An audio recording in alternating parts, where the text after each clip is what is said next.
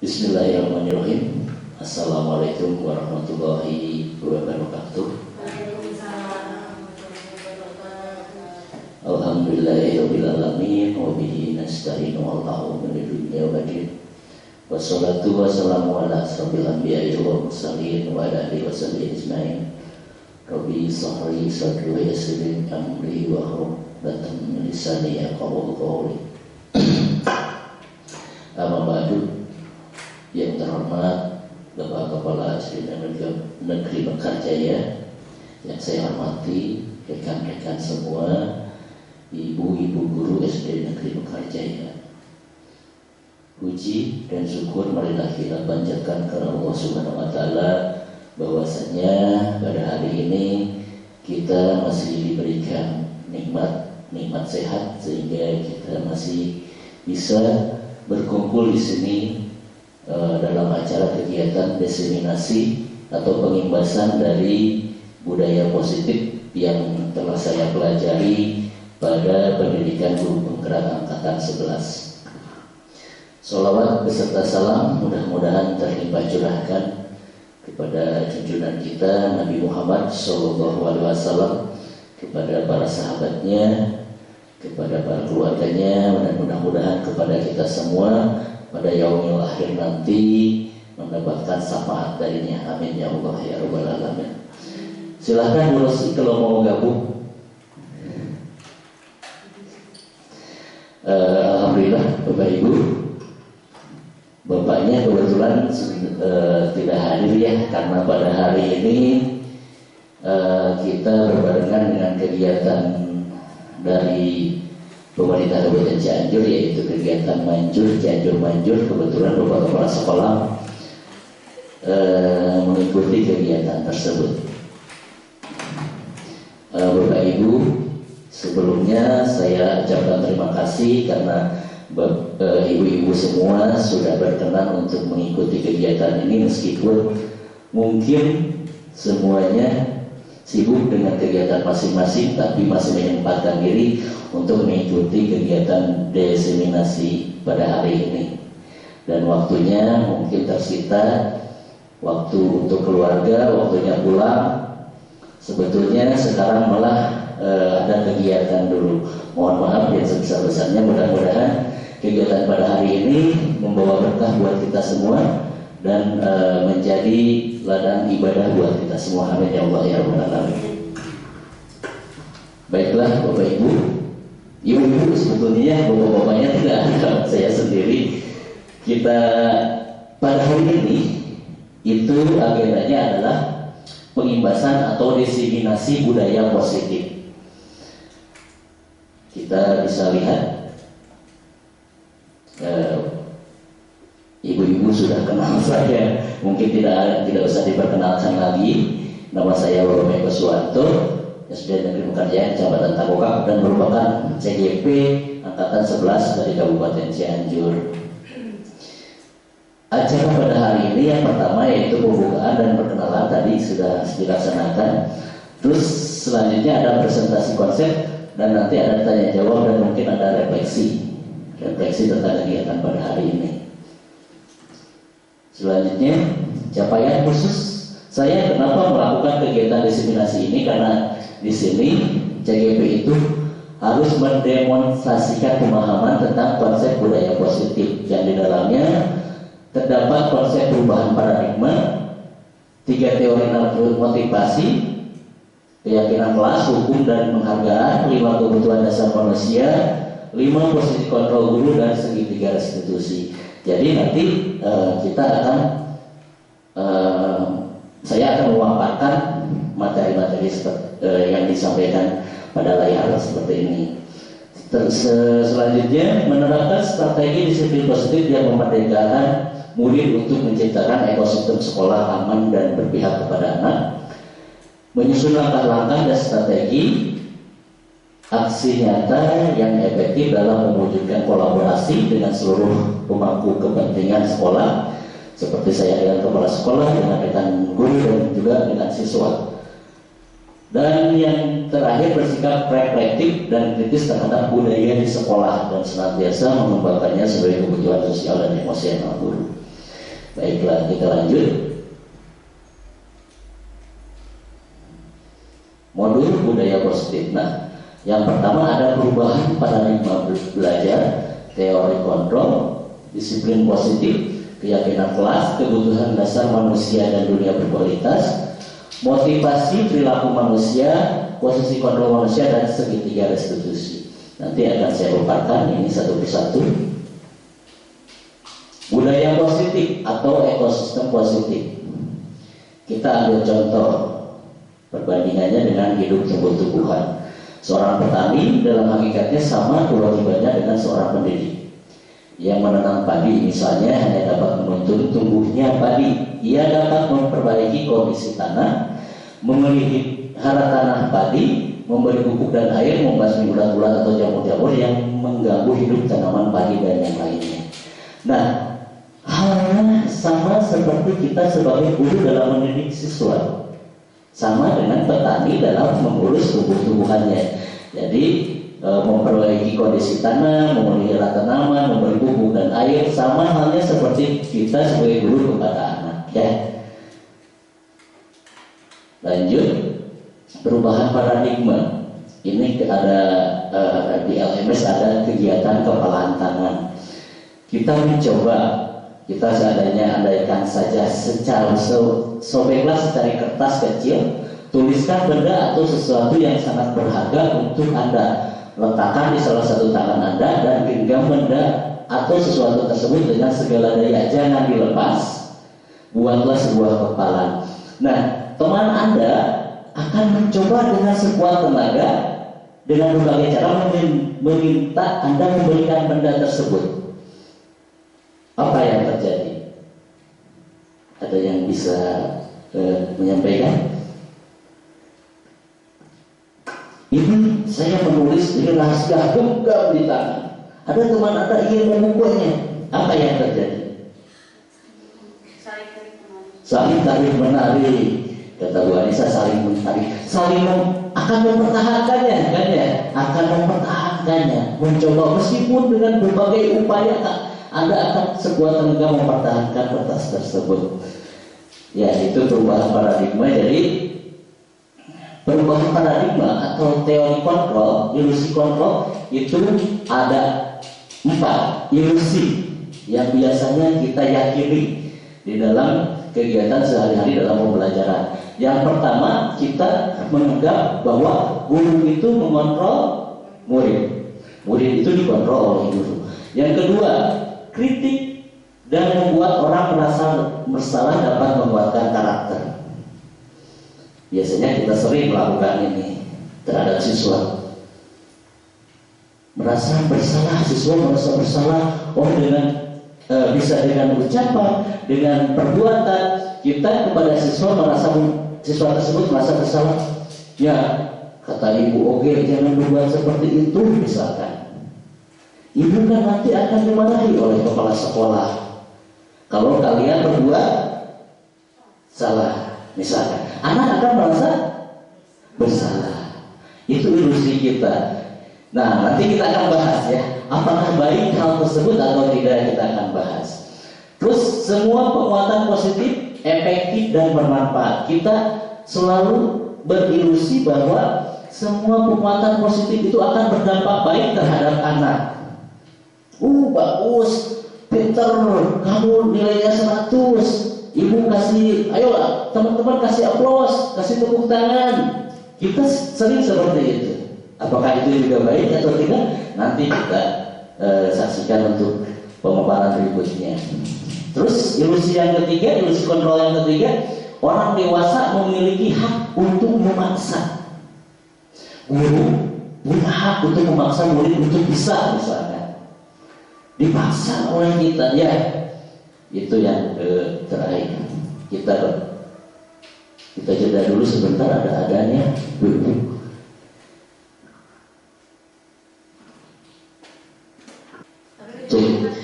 Kita lanjutkan ibu-ibu ya. Tadi sampai sini. Yang pertama, itu ilusi guru mengontrol murid. Kita jelaskan satu persatu. Pada dasarnya kita tidak dapat memaksa murid untuk berbuat sesuatu jikalau murid tersebut memilih untuk tidak melakukannya. Ya, karena walaupun tampaknya kita sedang mengontrol perilaku murid tersebut, hal ini karena murid tersebut sedang mengizinkan dirinya dikontrol. Jadi kalau ada penolakan dalam dirinya, tidak mungkin murid tersebut bisa dikontrol. Banyak kasus di tiap kelas mungkin ya, kita berusaha mengontrol, misalkan di dalam kelas untuk tidak bermain-main, lebih fokus. Kalau anak dari dirinya anak sendiri tidak mengizinkan untuk dikontrol, tidak akan berdampak pada murid tersebut. Jadi murid tersebut tetap saja melakukan kegiatan sesuai dengan keinginannya. Jadi untuk mengontrol murid itu tidak bisa berlaku kalau perilaku muridnya tersebut tidak mengizinkan dirinya untuk dikontrol oleh orang lain. Saat itu bentuk kontrol guru menjadi kebutuhan dasar yang dimiliki murid tersebut. Teori kontrol menyatakan bahwa semua perilaku memiliki tujuan, bahkan terhadap perilaku yang tidak disukai. Perilaku apapun yang tidak disukai itu pasti ada tujuannya. Lanjut yang kedua, ilusi bahwa semua penguatan positif, efektif, dan bermanfaat.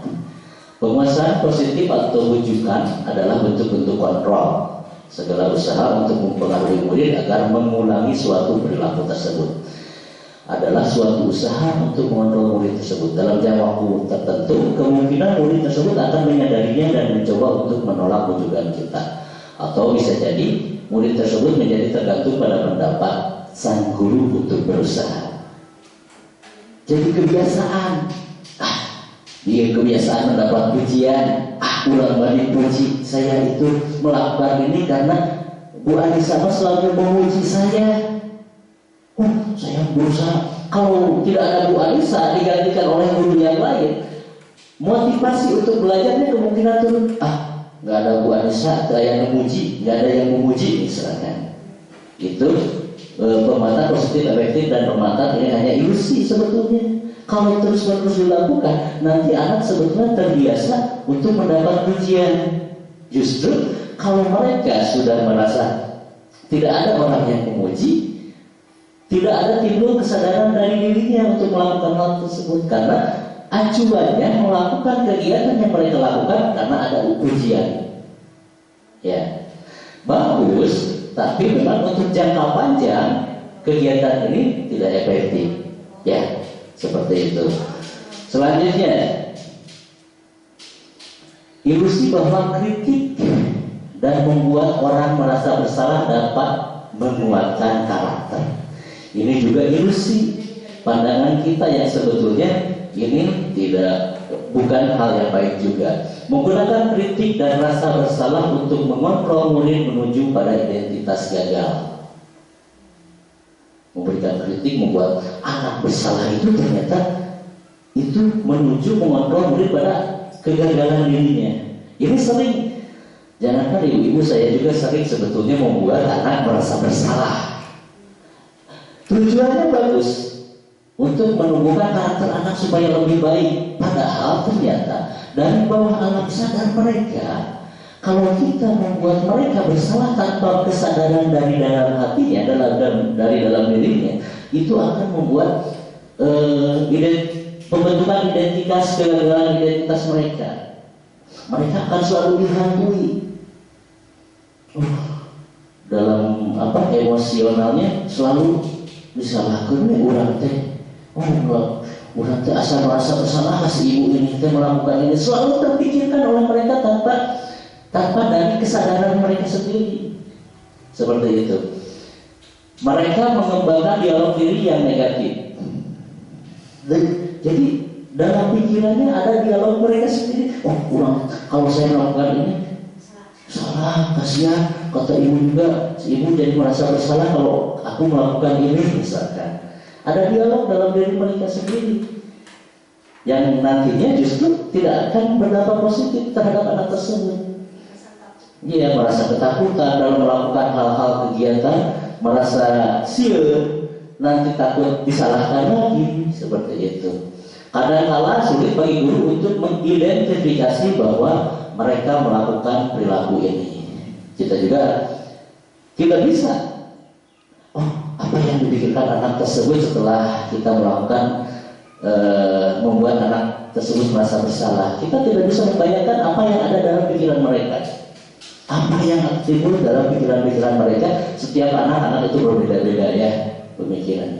Mungkin ada saja yang setiap kali kita buat kritik untuk mereka membuat merasa bersalah. Ada saja yang terlampau tidak bersalah, tidak dipikirkan. Ada kemungkinan beberapa anak yang merasa terus jadi pemikirannya di dalam alam bawah sadarnya, dibawa ke rumah, terus kepikiran hal tersebut.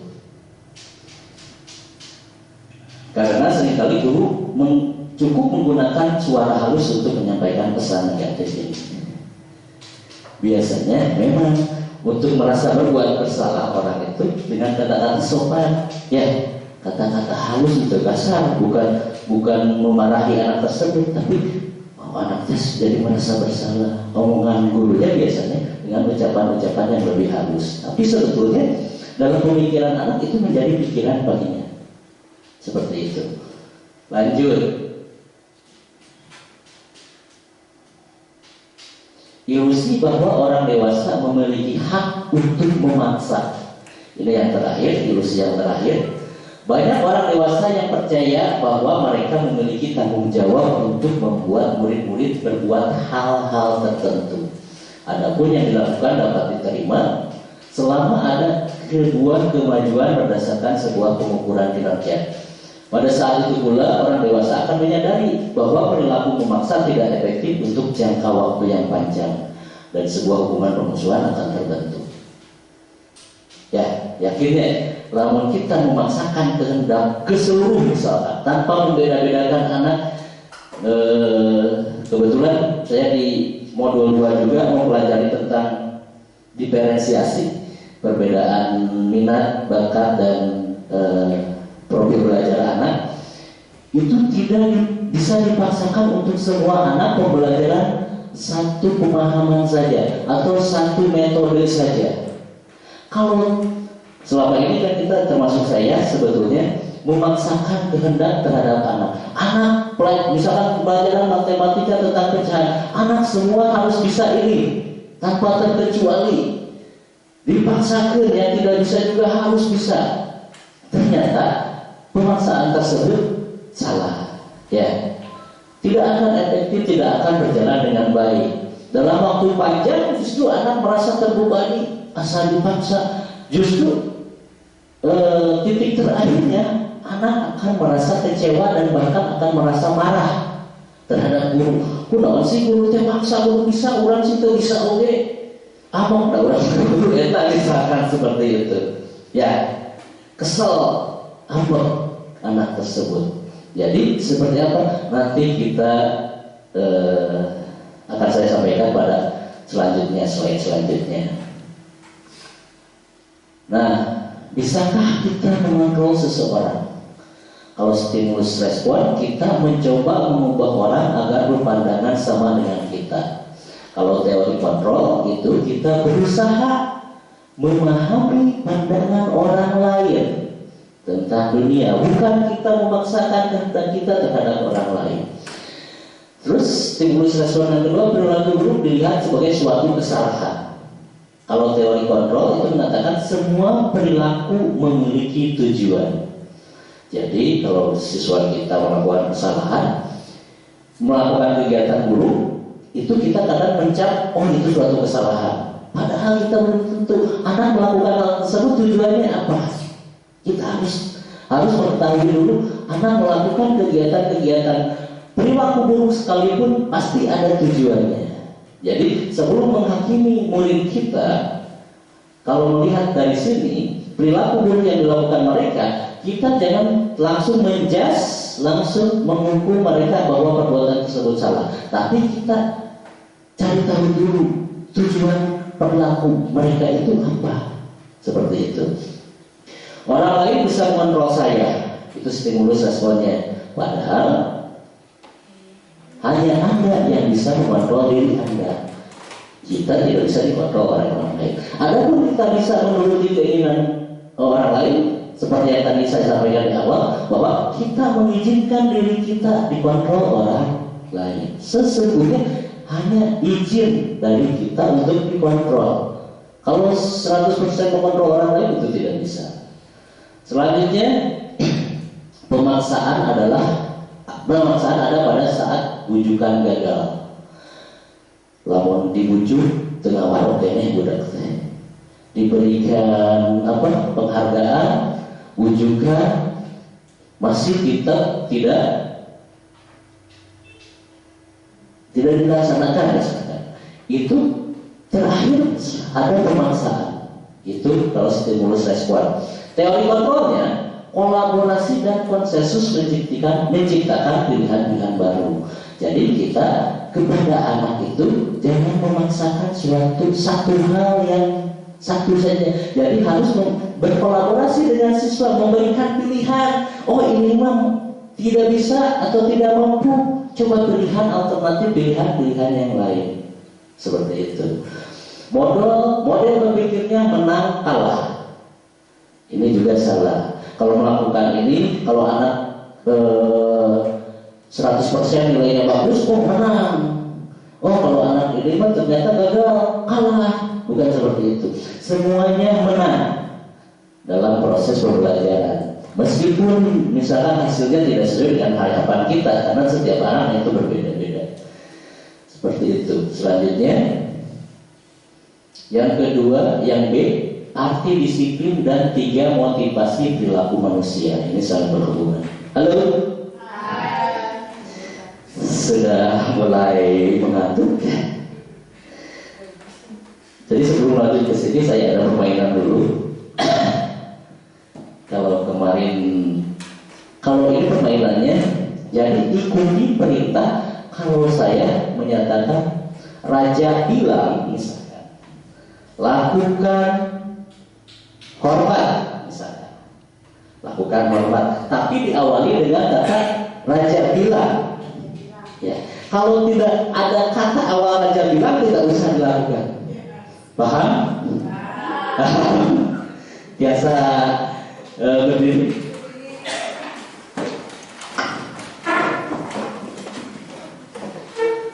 Raja bilang hai. Raja bilangnya tidak usah diucapkan hai. Kita lakukan apa yang raja bilang, ya.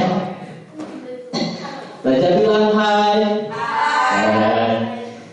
Raja bilang hormat, break. Tegak, break. Jangan tegak, soalnya tidak ada raja bilang. Ya, satu. Raja bilang hormat, break. Tegak, break. Ya, bagus. Kalau ada kata raja bilangnya baru lakukan, ya.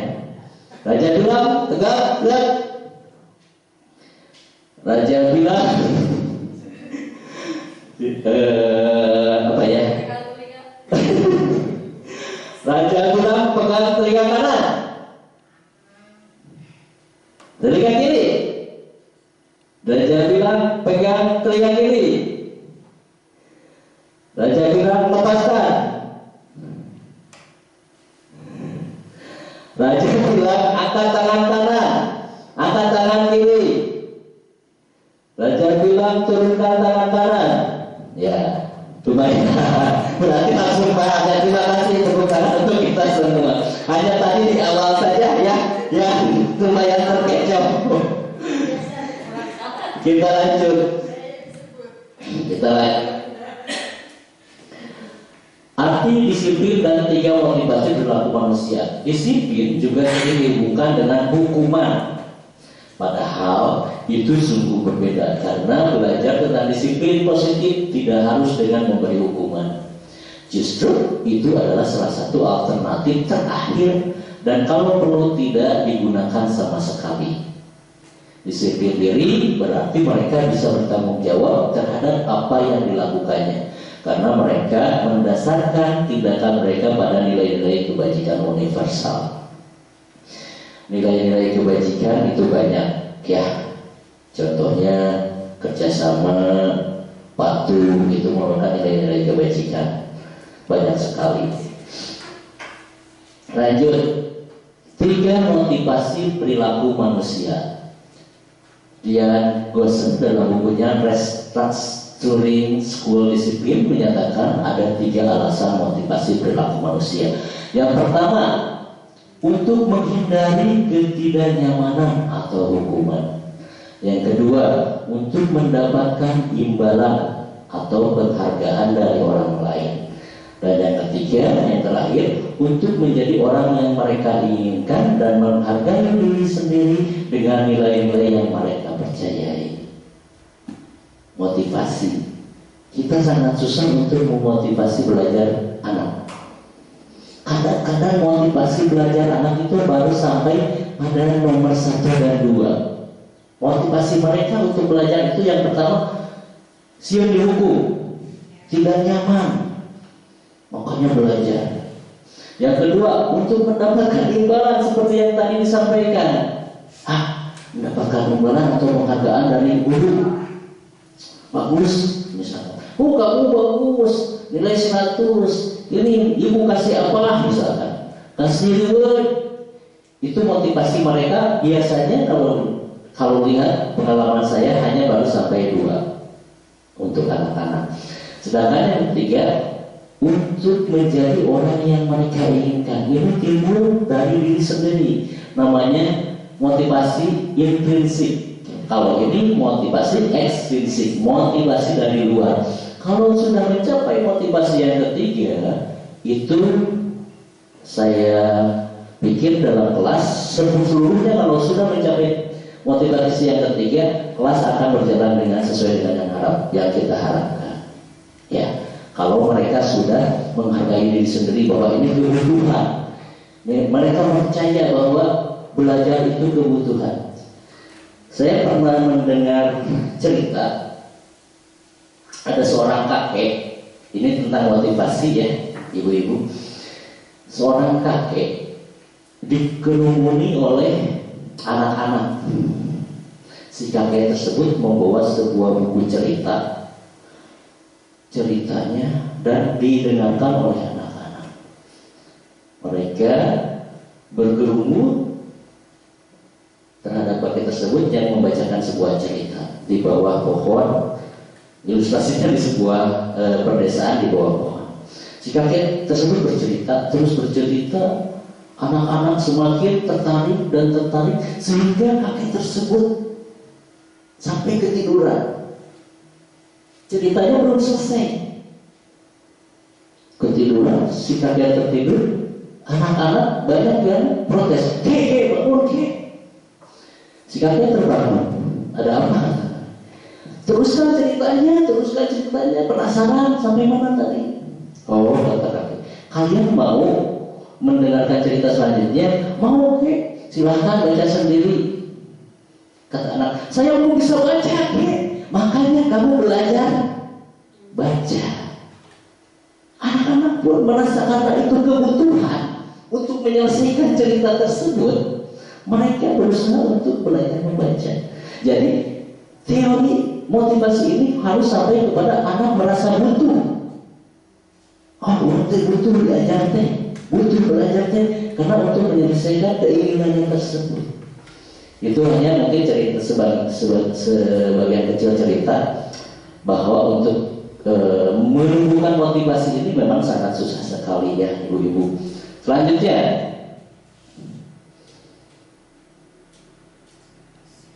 untuk menghindari ketidaknyamanan atau hukuman. Yang pertama, motivasi yang pertama tadi, ini adalah tingkatan terendah dari motivasi perilaku manusia. Biasanya orang yang motivasi perilakunya untuk menghindari hukuman atau ketidaknyamanan akan bertanya, apa yang akan terjadi apabila saya tidak melakukannya? Sebenarnya mereka sedang menghindari permasalahan yang mungkin muncul dan berpengaruh pada mereka secara fisik, psikologis, maupun tidak terpenuhinya kebutuhan mereka. Mereka akan tidak melakukan tindakan tersebut. Seperti yang tadi. Pertanyaan yang munculnya adalah, apa yang akan terjadi apabila saya tidak melakukannya? Oh, kalau saya terlambat sekolah pasti dimarahi guru. Oh, kalau saya tidak mengerjakan PR nanti akan diberikan sanksi oleh guru. Jadi timbul pertanyaan tersebut dalam motivasi yang pertama, ya, karena adanya ketidaknyamanan atau hukuman. Motivasi yang kedua, untuk mendapatkan imbalan atau penghargaan dari orang lain, satu tingkat di atas motivasi yang pertama. Di sini orang berperilaku untuk mendapatkan imbalan atau penghargaan dari orang lain. Orang dengan motivasi ini akan bertanya, apa yang akan saya dapatkan apabila saya melakukannya? Itu motivasi yang kedua. Orang itu bakal menanawan, namun orang mau mengerjakan soal dengan baik, dengan 100% betul misalkan. Pertanyaannya seperti itu. Mereka melakukan sebuah tindakan untuk mendapatkan pujian dari orang lain yang menurut mereka penting dan mereka letakkan dalam dunia berkualitas mereka. Mereka juga melakukan sesuatu untuk mendapatkan hadiah, pengakuan atau imbalan. Nah, ini juga motivasi ini kurang efektif dilakukan, karena kalau terus-terusan anak termotivasi dengan imbalan, pujian, dan seterusnya, mereka akan ketergantungan dengan hal tersebut. Jadi kalau memang tidak ada pujian, tidak ada imbalan, mereka akan malas, tidak akan termotivasi lagi. Yang terakhir, menjadi orang yang mereka inginkan dan menghargai diri sendiri dengan nilai-nilai yang mereka percaya. Dengan motivasi ini akan bertanya, akan menjadi orang yang seperti apa bila saya melakukannya. Seperti cerita yang tadi, kalau saya melakukannya, saya akan bisa membaca, menyelesaikan sebuah cerita untuk dirinya, untuk memenuhi kebutuhannya. Jadi motivasinya harus sampai pada menjadi orang yang mereka inginkan. Mereka melakukannya karena mereka ingin menjadi orang yang melakukan nilai-nilai yang mereka yakini tersebut. Ini adalah motivasi yang akan membuat seseorang memiliki disiplin positif, karena motivasi berperilakunya bersifat internal, bukan eksternal, bukan karena dari luar. Begitu. Capek? Abdi capek. Lanjut. Di sini ada peraturan kelas, keyakinan kelas, lingkungan positif, dan budaya positif. Keyakinan kelas, hukuman dan penghargaan. Mengapa keyakinan kelas? Mengapa tidak peraturan kelas? Saya mau bertanya, apa perbedaan dari peraturan kelas dengan keyakinan kelas? Cum, yang memberikan, silakan. Enggak. Nanti aku dari Islam enggak. Kalau keyakinan kelas itu dibentuk di kelas oleh guru dan peserta didik dengan merencanakan dulu tata tertib di kelas. Jadi awalnya membuat dulu kesepakatan kelas. Setelah selesai membuat kesepakatan kelas, lalu dimasukkan ke dalam keyakinan kelas. Jadi guru dan peserta didik harus mengikuti apa yang ada di dalam keyakinan kelas. Itu peraturannya misalkan. Jadi dibuat secara bersama guru dan peserta didik untuk keyakinan kelas. Kalau peraturan kelas? Kalau peraturan kelas biasanya diatur atau sudah jadi peraturan misalkan oleh guru kepada peserta didik. Seperti itu misalkan. Baik. Kata Bu Neni bahwa kalau peraturan kelas itu diatur atau dibuat oleh sudah dibuatkan oleh sekolah. Ya, berbeda dengan keyakinan kelas. Kalau keyakinan kelas tadi menurut Bu Neni bahwa keyakinan kelas itu dibuat dengan cara disepakati bersama murid-murid, suatu kesepakatan bersama siswa dan dijadikan sebagai pedoman di kelasnya. Mungkin seperti itu ya. Terima kasih Bu Neni atas pandangannya. Selanjutnya, keyakinan kelas, hukuman dan penghargaan. Di sini ada pertanyaan, mengapa ada peraturan harus menggunakan helm bila mengendarai kendaraan roda 2? Mengapa ada peraturan 3M, menggunakan masker, mencuci tangan, dan menjaga jarak 1,5 meter? Mengapa harus datang tepat waktu pada saat mengikuti pelatihan? Untuk mendukung motivasi intrinsik, kembali ke nilai-nilai atau keyakinan lebih menggerakkan seorang dibandingkan mengikuti serangkaian peraturan-peraturan. Orang memakai helm pada saat kemungkinan jawaban kita apa? Untuk keselamatan. Yakin? Yakin. Itu keyakinan. Berbeda. Saya mau menggunakan helm karena ada aturan dari pemerintah. Ya, tersiut. Tidak ada punya keyakinan keselamatan seperti Bu Anissa karena tidak memakai helm, karena tidak ada keyakinan dalam dirinya untuk keselamatan, hanya melakukan kalau ada polisi saja itu memakai helm. Ya, karena ada peraturan. Nah, itu bedanya. Keyakinan itu timbul dari diri kita, untuk kita. Ya, intrinsik. Yakin memakai helm itu untuk keselamatan. Makanya kalau sudah yakin helm itu untuk keselamatan, pasti pengguna sepeda motor tanpa ada paksaan akan sadar diri menggunakan helm tersebut.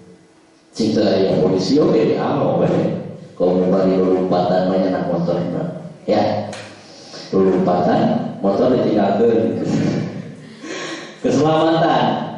Pertanyaan berikut, mengapa kita memiliki peraturan tentang penggunaan masker dan mencuci tangan setiap saat? Kalau kita hanya mentaati aturan saja, saya yakin penggunaan masker mencuci tangan itu sadayana kumaha urang we hawe. Tapi kalau kita sudah yakin untuk kesehatan dan atau keselamatan, maka penggunaan masker tersebut akan secara sadar kita lakukan. Mencuci tangan secara sadar akan kita lakukan. Ya, seperti itu perbedaan dari peraturan dan keyakinan. Keyakinan timbul dari untuk kita, ya, dari diri kita. Nilai-nilai keselamatan atau kesehatan inilah yang kita sebut sebagai suatu keyakinan, yaitu nilai-nilai kebajikan atau prinsip-prinsip universal yang disepakati bersama secara universal, lepas dari latar belakang suku, negara, bahasa maupun agama. Menurut Bosen 1998, suatu keyakinan akan lebih memotivasi seorang dari dalam atau memotivasi secara intrinsik. Seseorang akan lebih tergerak dan bersemangat untuk menjalankan keyakinannya daripada hanya sekedar mengikuti serangkaian peraturan. Murid-murid pun demikian, mereka perlu mendengarkan dan mendalami tentang suatu keyakinan daripada hanya mendengarkan peraturan yang mengatur mereka harus berlaku begini atau begitu. Jadi terhadap sesuatu seperti itu, ya, harus dikembangkan keyakinan. Makanya siswa di dalam kelas itu tanya dulu, impian kelas yang kalian impikan itu seperti apa? Mau kemauan kalian di dalam kelas itu seperti apa? Seperti itu, ya. Nanti akan timbul keyakinan yang nilai-nilai kebaikan yang menjadi keyakinan kita, yang akan disepakati bersama-sama oleh siswa. Kalau timbulnya dari siswa, dari diri mereka, saya yakin itu akan ditaati, berbeda dengan peraturan. Ya, lanjut. Keyakinan kelas ini tadi sudah kita bahas, ya, berupa pernyataan-pernyataan universal dan selanjutnya. Terus keyakinan kelas bisa berubah-ubah? Tidak. Bisa saja. Biasa. Ya. Kenapa Bu Anissa? Ngantuk. Ya, bisa berubah-ubah tergantung kebutuhan kelas kita. Ya. Dari tahun ke tahun mungkin keinginan siswa kita berbeda-beda juga. Seperti itu. Contoh, keyakinan kelas, setiap anggota kelas perlu belajar, selalu bersikap positif, senantiasa menjadi diri terbaik. Berbeda dengan pelaturan. Contoh hal kecil yang membedakan, karena keyakinan kelas itu kata-katanya lebih positif. Kalau peraturan kelas misalkan, jangan membuang sampah sembarangan. Kalau peraturan kelas itu peraturan.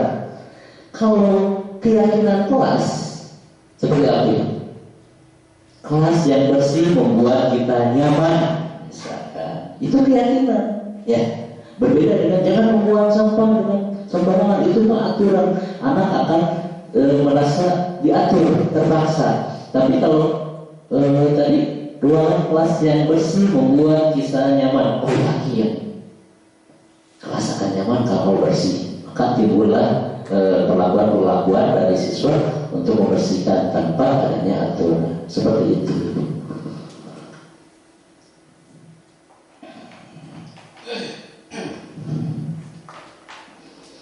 Lanjut, peraturan keyakinan kelas yang nilai yang dituju selalu kembalikan buku kepada tempatnya.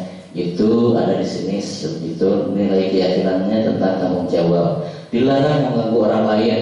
Keyakinan kelasnya menghormati orang lain dan diri sendiri. Hadir di sekolah 15 menit sebelum pelajaran dimulai. Menghormati orang lain, komitmen pada tujuan, berkomitmen. Makanya saya kembali juga sempat praktek dengan anak-anak untuk membuat keyakinan kelas. Jadi keyakinan kelas itu boleh di atasnya hanya nilai kebajikannya saja, tapi di bawahnya ada uraiannya. Oh, nilai kebajikan ini itu mencakup apa saja, gitu. Ya, seperti itu. Kalau kesepakatan kelas kita sudah terbiasa ya, di tiap kelas ada kesepakatan kelas. Di atas kesepakatan kelas itu ada keyakinan kelas. Ini dihukum oleh penghargaan. Tadi seperti yang saya sampaikan, bahwa pengaruh jangka pendeknya bagus dan jangka panjangnya sebetulnya jelek. Ya, karena anak akan terbiasa, termotivasi bekerja kalau hanya ada imbalan saja. Penghargaan menghukum sebetulnya. Anak yang tidak memperoleh imbalan, tidak terbiasa, orang lain, mereka akan merasa terkucilkan. Oh, saya bilang mendapatkan imbalan, mendapatkan hadiah. Maka mereka secara tidak kita sadari, motivasi belajarnya justru akan menurun. Mereka tidak dapat hadiah, kemarin juga saya malah tidak dapat ujian, malas belajarnya. Jadi itu akibat untuk orang lainnya juga. Penghargaan mengurangi ketepatan. Anak menjadi tidak tepat. Ada yang sudah terbiasa ya, saya mah terbiasa dapat hadiah. Asal oke dan biasa nama dapat hadiah. Asal kurang mau diselangganan mendapat hadiah misalkan. Pemikiran anak seperti itu. Jadi tidak ada motivasi lagi untuk lebih mengeksplor kekuatannya atau kemampuannya. Penghargaan tidak efektif, penghargaan merusak hubungan. Hubungannya akan rusak antara anak yang sering mendapat hadiah dengan anak yang tidak mendapat hadiah. Akan timbul kecemburuan. Kepada guru juga sama akan timbul. Si ibu eta mah udah kasih itu ya, si bapak eta mah ke urang mah terpernah, misalkan seperti itu. Ini tentang membedakan mana hukuman, mana konsekuensi. Menyuruh murid mencatat, saya tidak akan terlambat lagi sebanyak 100 kali karena terlambat datang di sekolah. Itu hukuman atau konsekuensi? Lanjut, menyuruh murid lari mengelilingi lapangan basket 2 kali karena terlambat hadir sekolah. Hukuman atau konsekuensi? Hukuman. Meminta murid push up sebanyak 15 kali karena ke sekolah tidak memakai masker. Hukuman. Meminta murid mengganti kertas tugas teman yang dicoret-coret.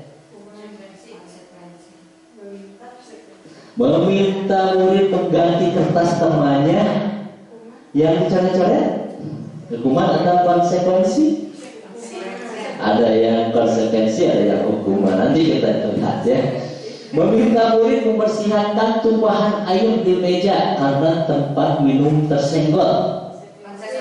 Konsekuensi.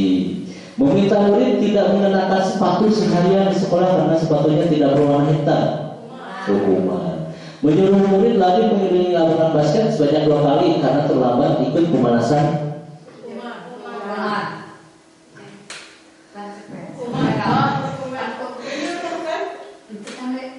Saat pelajaran olahraga kita lihat hukuman konsekuensi hukuman. Ya, perbedaannya apa? Hukuman dengan konsekuensi.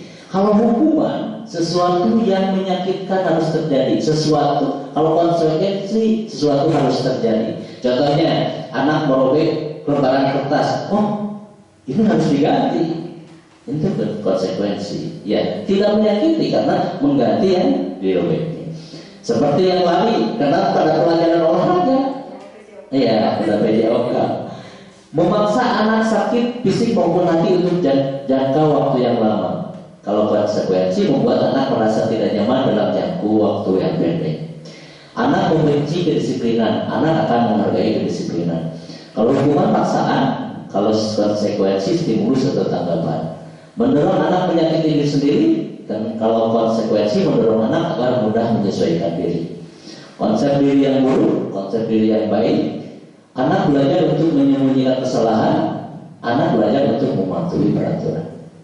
Perbedaan selanjutnya yang terakhir, marah, rasa bersalah, dipermalukan, rasa tidak dihargai. Sedangkan kalau konsekuensi kehilangan hak, dibuat tidak nyaman, diasingkan untuk sementara.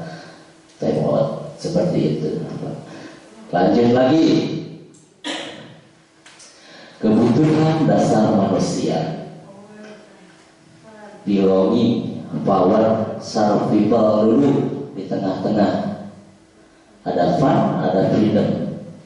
Survival itu apa? Mempertahankan hidup. Kalau belonging, kasih sayang, cinta dan kasih sayang, merasa diperhatikan. Power, kekuatan. Freedom, kebebasan. Fun, kesenangan. Ini kebutuhan dasar manusia. Yang 5 ini kita bahas sama-sama. Yang pertama, kebutuhan bertahan hidup, cinta dan kasih sayang atau kebutuhan untuk diterima. 3, penguasaan, kebutuhan pengakuan atas kemampuan, power yang tadi. Kesenangan, kebutuhan untuk merasa senang, dan kebebasan, kebutuhan akan pilihan. Imam Guru bilang, aku tidak boleh bersenandung sewaktu mengerjakan tugas. Katanya, kelas harus tenang, tidak ada suara. Padahal kan aku suka dan senang menyanyi. Kebutuhan apa? Kesenangan. Ibu guru tidak menyapaku hari ini, padahal aku pakai jepit rambut baru. Kasih sayang. Ya. Merasa diterima, kasih sayang, cinta, kasih sayang. Aku bosan, masa belajarnya cuma gitu-gitu saja, dengerin ibu guru saja. Aku sebel, gambarku tidak rapi, malah ibu guru menunjukkan ke teman-teman di kelas.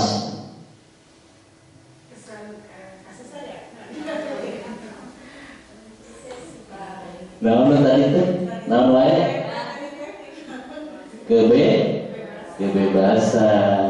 Ya, seperti itu. Hari bertahan hidup itu sudah pasti ya, kebutuhan bertahan hidup mah. Orang butuh hidup, bertahan, butuh makan dan sebagainya. Selanjutnya bagian E, posisi kontrol. Kenapa Ibu? Posisi kontrol. Ada 5 posisi kontrol. Yang pertama, posisi penghukum, posisi pembuat merasa bersalah, posisi sebagai teman, posisi pemantau, dan posisi manajer. Posisi ini bisa kita aplikasikan kita sebagai guru. pertama, penghukum. Kalau posisi kita sebagai penghukum itu seperti ini. Seorang penghukum bisa menggunakan hukuman fisik maupun verbal. Jadi hukuman itu tidak hanya berupa fisik saja, ibu-ibu. Ya. Dari ucapan kita pun dapat menghukum mereka. Mana itu benar. Ya hari benar itu. Misalkan mereka akan merasa terhukum. Orang-orang yang menjalankan posisi penghukum senantiasa mengatakan bahwa sekolah memerlukan sistem atau alat yang dapat lebih menekan murid-murid lebih dalam lagi.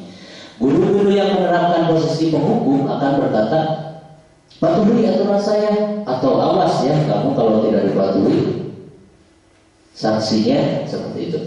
Kamu selalu saja salah. Itu kata-kata penghukum. Selalu yang terakhir selesai. Ya mana yang menjaga soal terakhir dulu. Itu kata-kata penghukum.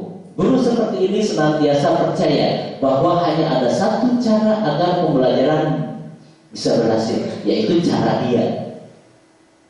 Hanya ini mengikuti. Jadi mengontrol murid itu ya tadi dari awal. Kalau penghukum pasti berhasil mencegah seperti itu. Yang kedua, membuat orang merasa bersalah. Pada posisi yang kedua ini, guru akan bersuara lebih lembut. Membuat orang merasa bersalah akan menggunakan keheningan yang membuat orang lain merasa tidak nyaman, bersalah atau rendah diri. Kata-kata yang keluar dengan lembut akan seperti, ibu sangat kecewa sekali dengan kamu. Kata-kata, berapa kali bapak harus memberitahu kamu ya? Kamu tidak mendengarkannya selama ini. Nada suaranya juga tidak keras. Kalau membuat merasa bersalah. Gimana coba kalau orang tua kamu tahu kamu buat begini? Saya juga sering, Bu. Seperti dalam posisi membuat orang merasa bersalah. Saya akui paling sering mungkin. Paling sering posisi saya sebagai guru itu dalam membuat orang merasa bersalah. Kadang-kadang sering saya bilang ke anak-anak, kalau sekali lagi kamu buat seperti itu, saya akan memanggil orang tua kamu ke sekolah. Ya, anak-anak merasa bersalah. Ya, baik tidak seperti ini. Bukan baik buruknya, tapi efektif dan tidaknya untuk pendidikan buat anak.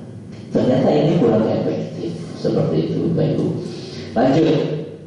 Makanya kita mari belajar bersama-sama memposisikan kita sebagai guru itu di posisi kontrol yang mana, supaya tujuan pemerintah untuk kemajuan pendidikan Indonesia bisa tercapai dengan baik. Ya.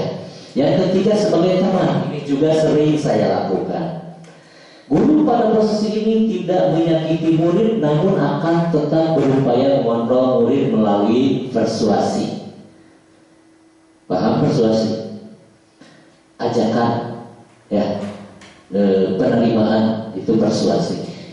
Posisi teman pada guru bisa negatif ataupun positif. Positif di sini berupa hubungan baik yang terjalin antara guru dan murid. Guru di posisi teman menggunakan hubungan baik dan humor untuk mempengaruhi seseorang. Mereka akan berkata, ayo bantulah demi Bapak ya. Ayo ingat tidak bantuan Bapak selama ini. Seperti itu kata-katanya. Ayo, selama ini kamu selalu dimaafkan misalnya. Ayo berusaha misalkan, seperti itu. Sebab memposisikan kita sebagai teman. Ya sudah, kali ini tidak apa-apa, nanti ibu bantu bereskan. Itu kata-kata seorang teman. Hal negatif dari posisi teman adalah bila suatu saat guru tersebut tidak membantu mereka akan kecewa. Dasarnya itu membagikan saya Bu Anissa kamarnya karena gak diajarku bawa mah galak, misalkan seperti itu. Anak akan kecewa di kelasnya. Ya seperti itu. Saya pikir Bapak Ibu teman saya ternyata meninggalkan, misalkan Ibu abdi tos nyaman diajarkan ibu teh ibu ninggalkeun misalkan seperti itu. Karena memposisikan guru kita itu sebagai teman. Murid merasa dikecewakan dan tidak mau lagi berusaha.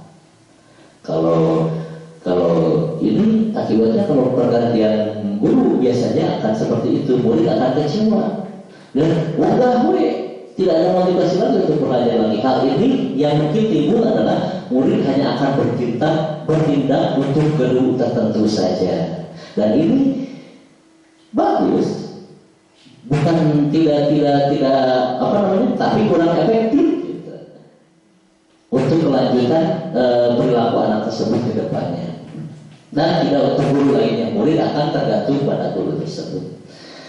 Seperti itu. Yang keempat, memonitor, memantau, berarti mengawasi. Pada saat kita mengawasi, kita bertanggung jawab atas perilaku orang-orang yang kita awasi.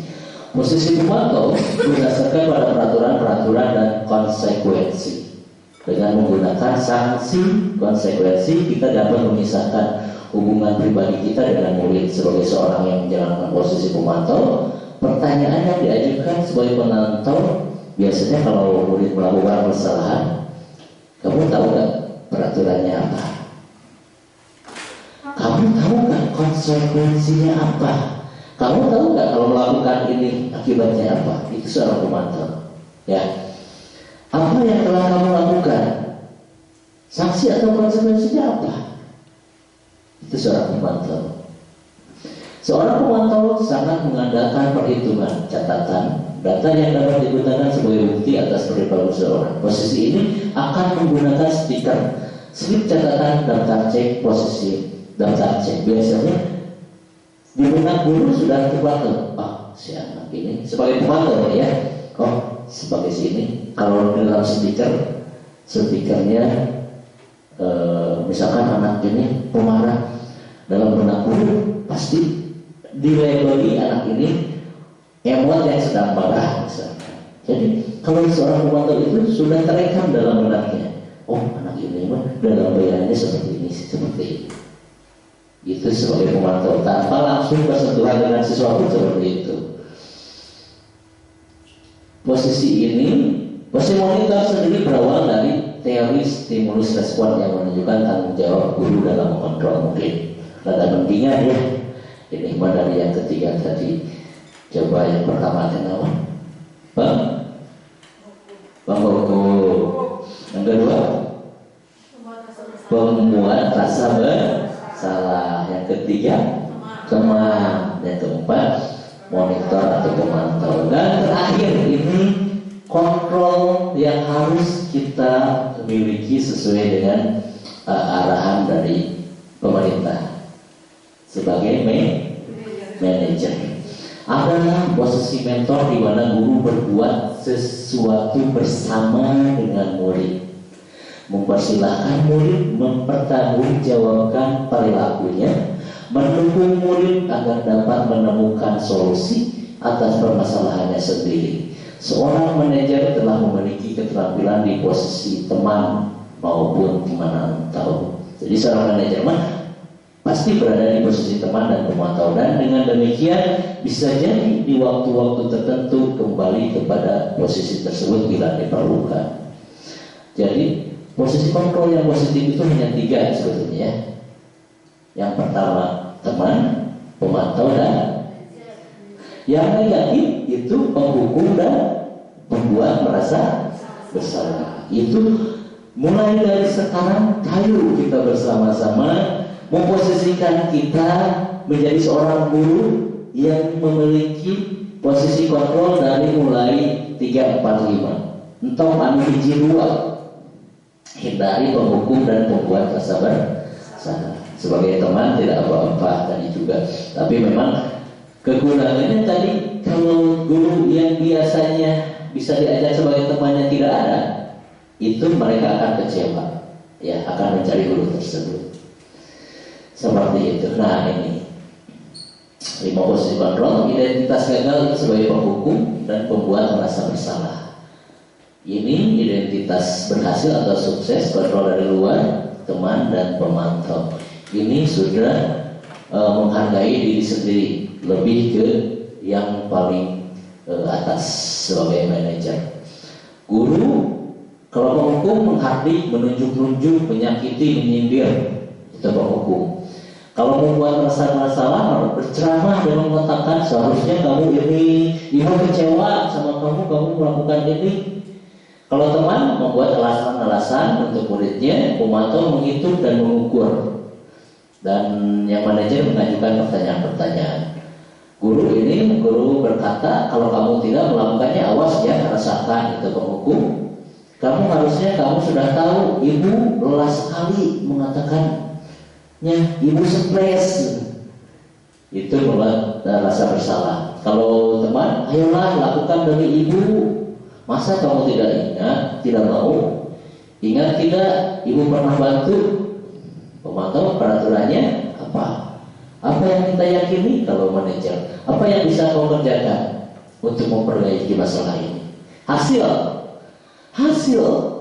Kalau kita dalam posisi penghukum, anak itu akan memberontak, menyalahkan orang lain, dan mungkin akan berbohong supaya tidak dihukum.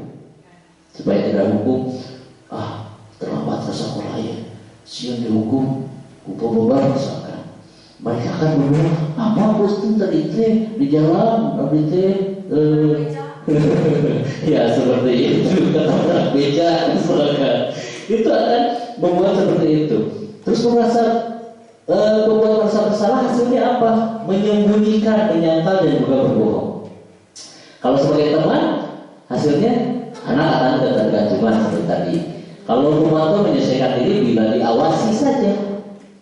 Kalau yang terakhir menguatkan pribadi. Kaitan dengan dunia berkualitas, murid meletakkan guru di luar dunia berkualitas. Kalau untuk penghukum, kalau untuk membuat merasa bersalah, murid meletakkan guru di dalam dunia berkualitas.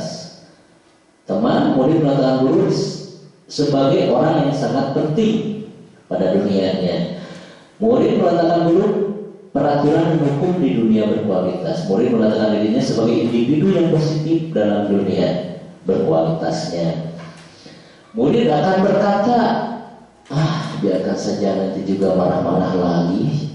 Itu hukum. Pembuat bersalah, maafkan saya, maaf ya bu, maaf ya pak.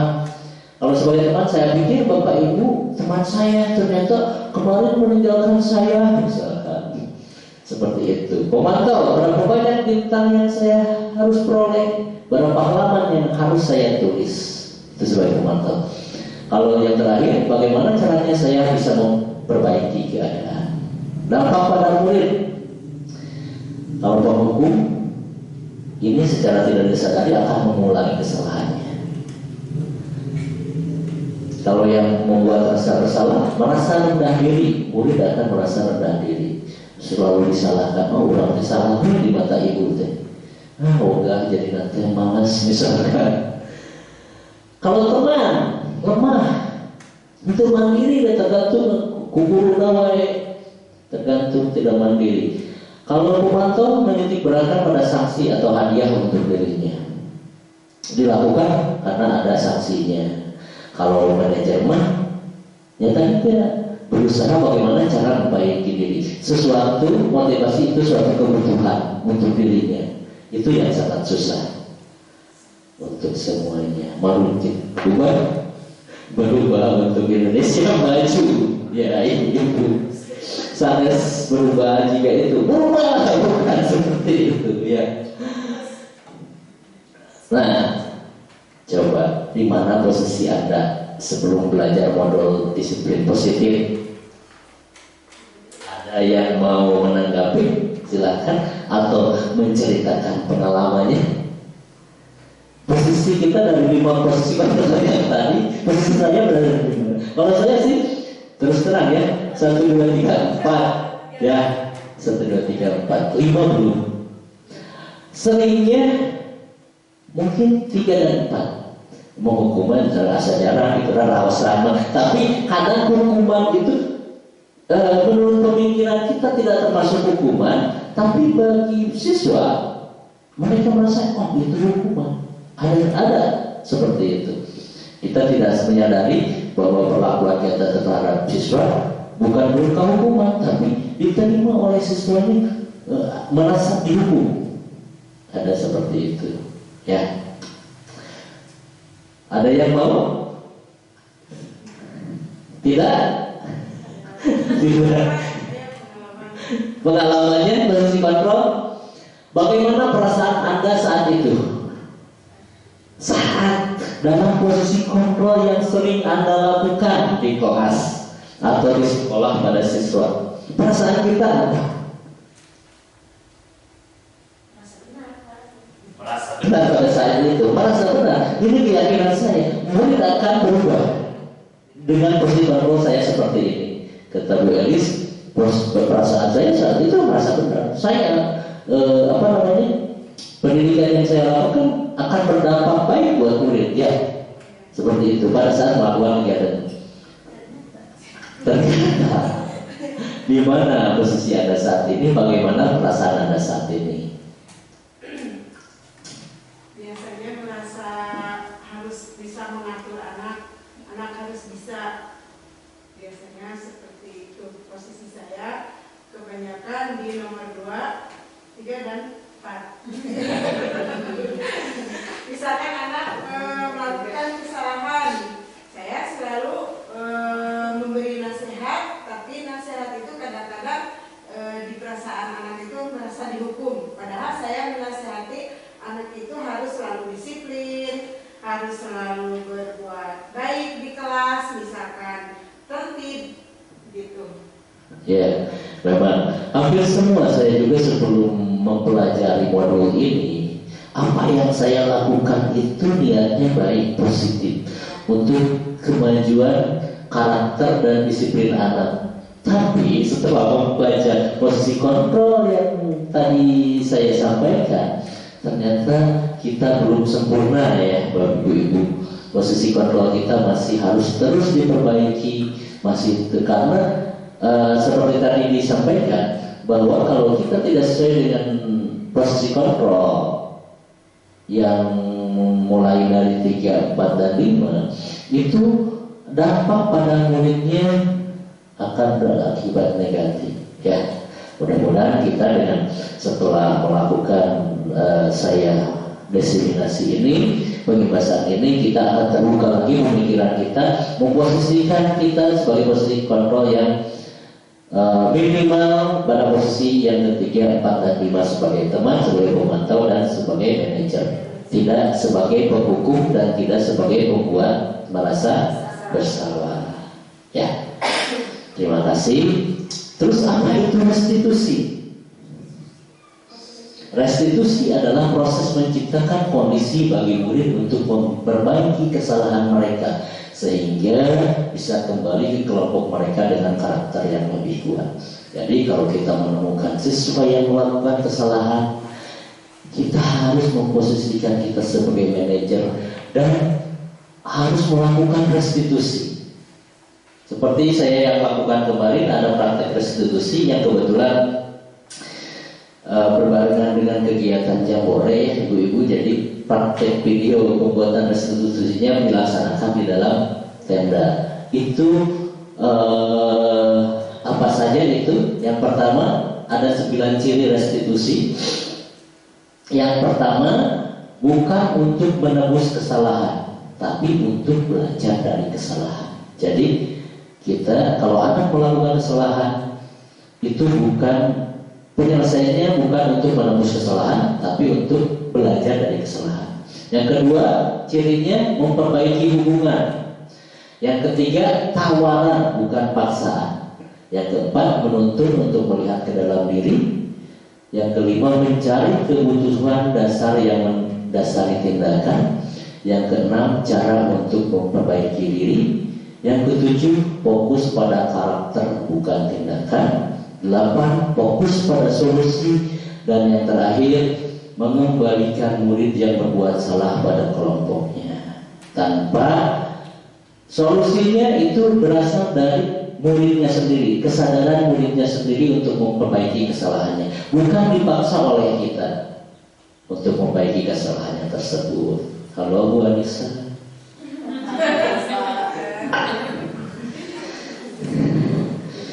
Bu Anissa sudah mulai melembutkan.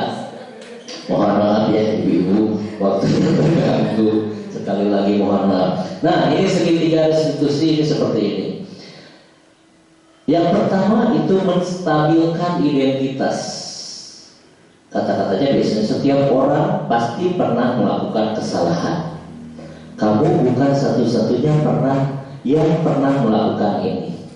Jadi dimulai dari sana dulu. Jadi anak melakukan kesalahan, panggil anaknya. Nah, semua orang juga pasti melakukan kesalahan. Pernah. Kamu bukan satu-satunya orang yang pernah berbuat salah. Bapak pun demikian. Nah, itu menstabilkan dulu identitas. Yang kedua, validasi tindakan yang salah. Kamu tentu punya alasan mengapa melakukan ini. Ditanya dulu. Setelah menstabilkan, udah stabil jadi perasaannya, emosinya sudah stabil karena kita melakukan ini ke arah anak. Jangan sampai anak langsung diambil, mana yang kelakuan kamu mah. Bisa, saya seperti itu. Kebiasaan saya seperti itu. Sebelum mengenal ini, pasti mau manggil anak dimarahi. Langsung di justice, dihukum, langsung dihakimi. Kalau kita menggunakan segitiga restitusi, stabilkan dulu emosi mereka, identitasnya stabilkan dulu, tanya dulu, kasih dulu. Kamu bukan satu-satunya orang yang pernah melakukan kesalahan ini. Setiap orang pasti melakukan kesalahan. Nah, anak kan sudah stabil emosinya, langsung ke validasi tindakan yang salah. Kamu tentu punya alasan mengapa melakukan itu. Harus budaya kunaon melakukan kesalahan teh. Dan semua tindakan tadi juga mau positif negatif pasti ada tujuannya, ada alasannya. Mau langsung anak melakukan kesalahan otomatis tanpa ada tujuan tidak mungkin. Bisa alasannya dibawa dari kehidupan keluarganya. Ya, banyak kita ya kasus-kasus di dalam kelas anaknya aktif sekali, bahkan tidak bisa kita mengontrolnya. Yang memang mereka butuh perhatian. Ternyata setelah kita telusuri di dalam lingkungan keluarganya mereka kurang perhatian dari orang tuanya. Makanya di sekolahnya mencari perhatian tersebut seperti itu. Terus adakah cara yang lebih efektif untuk mendapatkan apa yang kamu butuhkan? Coba selain melakukan hal tersebut, kamu bisa dilakukan yang lebih efektif, misalkan yang lebih positif. Setelah anak mengungkapkan, oh iya Pak, saya melakukan ini ternyata saya mengungkapkan alasan-alasannya, Pak, sudah valid tindakan yang dia lakukan itu, dia sudah merasa oh iya betul ini salah, sudah validasi tindakan salah, baru menanyakan keyakinan. Coba lamun kamu merasa itu perbuatan yang salah, nilai kebajikan apa yang telah kamu langgar?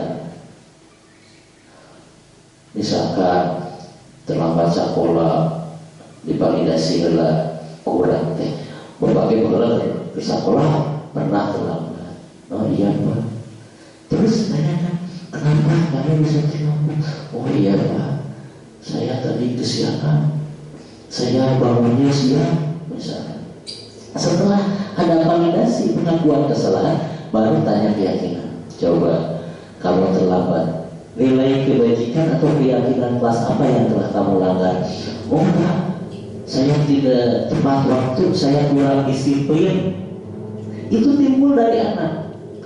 Anak stabil mengakui kesalahan, terus paham atau sadar apa yang telah dilanggarnya. Nah, dari situ baru kita tanyakan, coba kalau kamu sudah mengakui kesalahannya, kamu telah sadar keyakinan kamu bahwa kedisiplinan yang kamu langgar, apa yang kamu lakukan selanjutnya? Tanyakan lagi ke anak, bukan kita yang mengarahkan. Itu restitusi iman. Jadi semuanya dari anak. Oh Pak, Abi bakal berusaha mah mau siang tugasnya, bobo akan tepat waktu, akan lebih awal. Pasti itu akan timbul dari anak. Tapi memang itu susah. Anak diajak ngobrol nggak betul. Ya susah. Mengungkapkan permasalahan yang dihadapi susah. Tidak semua anak bisa ngobrol berbeda. Beberapa tahun ke belakang kita pernah mengalami ada kasusnya. Makanya saya alhamdulillah satu persatu orang diajak ngobrol dulu dan terbuka. Ya mungkin sebagai pengalaman ini bisa kita lakukan untuk hari ini dan kedepannya. Kalau ada anak yang melakukan kesalahan, lakukanlah segitiga restitusi sebelum kita langsung melakukan penghakiman kepada anak. Ya, ibu-ibu. Halo. Hai. Halo. Biasa Abdi jelas.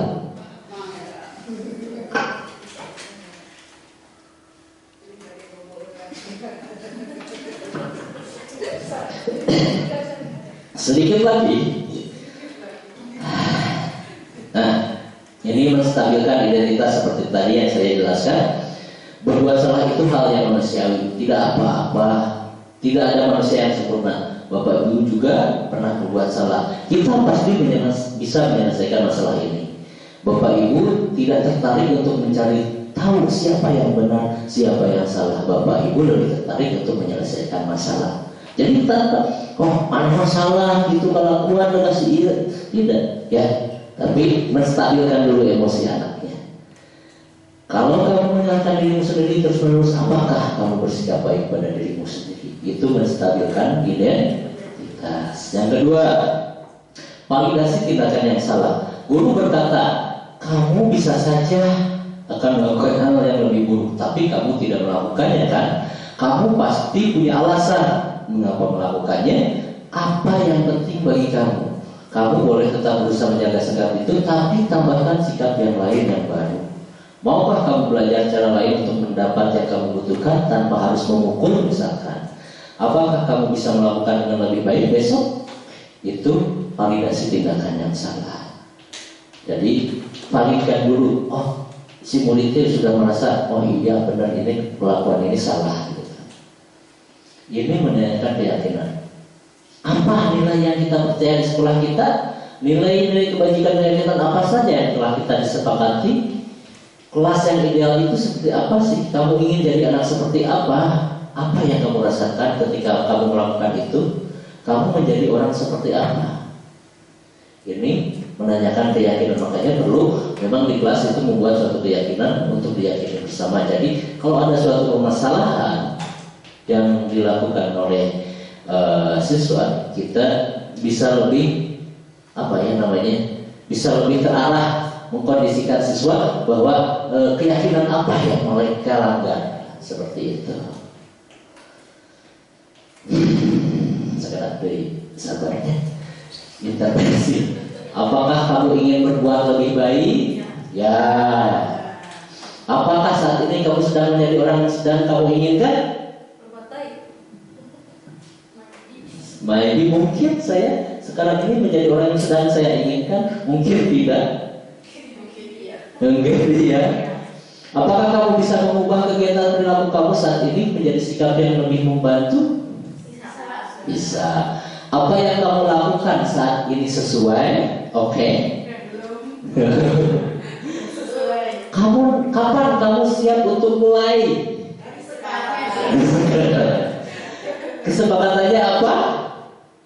Seperti A-nya kamu punya masalah, saya bisa bantu apa? Ya, ini intervensi.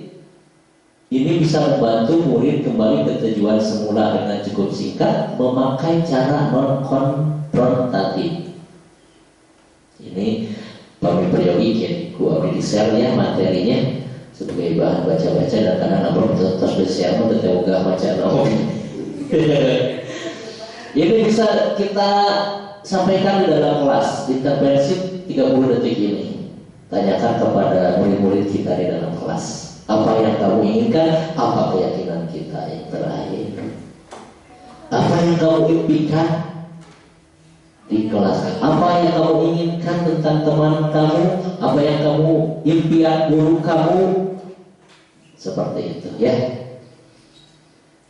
Kita tidak tahu ya, hanya murid-murid kita mungkin yang kita jawabannya. Nah, kita sudah di akhir penghujung, ibu-ibu. Jadi ada refleksi. Untuk mengisi refleksi silakan di-scan barcode-nya. HP bisa ditulis di HP. Pertanyaan-pertanyaan, menjawab pertanyaan-pertanyaan. Silakan moga di-scan saja barcode-nya. Nanti ada Google Form yang ibu bapak harus isi. Ya.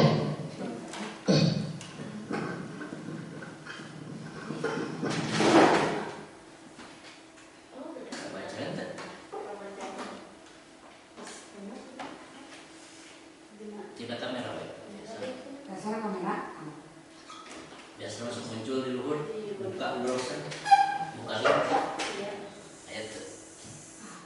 Kami tak baca tak konsisten. Dicatat itu mah.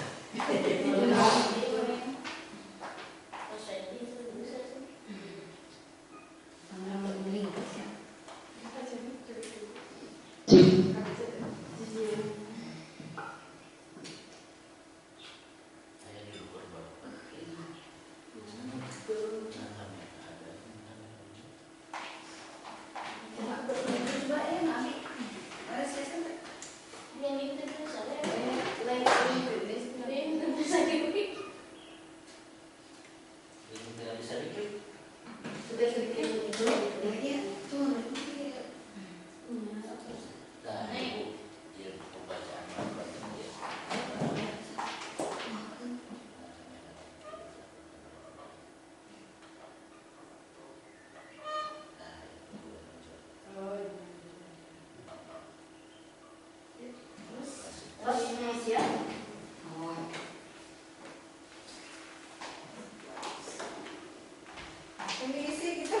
Silakan diisi dulu.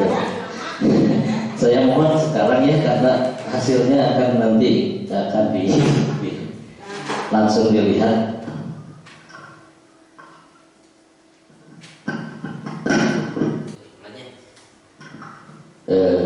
Terima kasih ibu-ibu.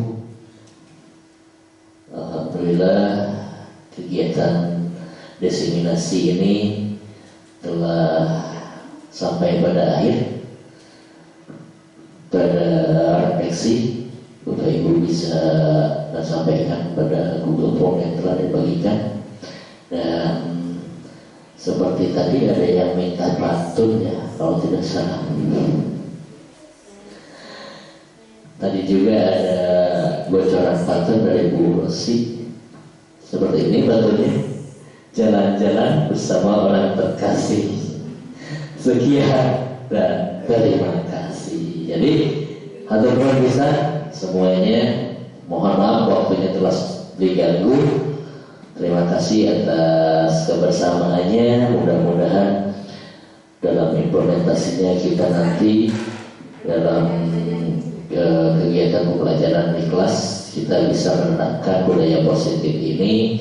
Kita bisa memposisikan kita dalam posisi kontrol sesuai yang diharapkan, dan yang terakhir kita bisa menyelesaikan setiap permasalahan sesuai dengan segitiga restitusi. Mohon maaf atas kekurangannya. Terima kasih atas kebersamaannya. Wabillahi taufiq wal hidayah. Wassalamualaikum warahmatullahi wabarakatuh.